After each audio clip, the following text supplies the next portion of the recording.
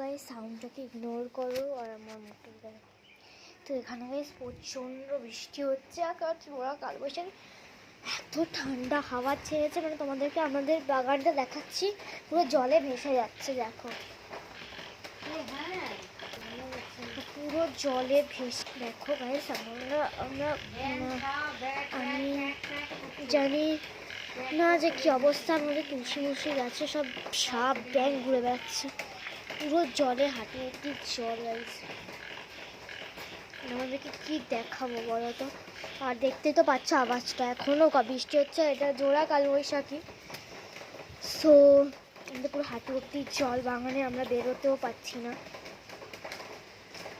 আর এখানে তো কিছুই হচ্ছে না। সো দেখো আমি এখন ঘরে যাচ্ছি, আমার চটিমটি সব ভিজে গেছে, দেখো কি অবস্থা বারান্দা। তো আমি এখন ঘরে আসছি, আর প্রচণ্ড জল জমে গেছে। সো দেখো হাওয়া আসছে কি, আমাদের চাদর খুলে গেছে বলেছিলাম, চাদর মধ্যে।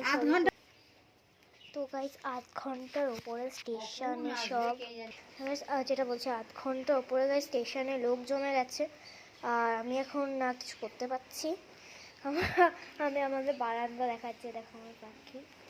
সো 8 ঘন্টার উপরে স্টেশনে লোক দাঁড়িয়েছে, তার মাস সব কেটে গেছে, অবস্থা বিচ্ছিরি অবস্থা খুব। আর এটা যেহেতু জোড়া কালবৈশাখী, এখন অনেকক্ষণই হবে, প্রায় 1 ঘন্টা 2 ঘন্টা ধরে, এক ঘন্টাই বলবো, 1 ঘন্টা ধরে বৃষ্টি চলছে। আমি মানে পড়াতে এসেছিল ম্যাম, আমি তোমাদের সাথে সিচুয়েশানটা একটু শেয়ার করি। আমাদের পাখিগুলো এখন দেখো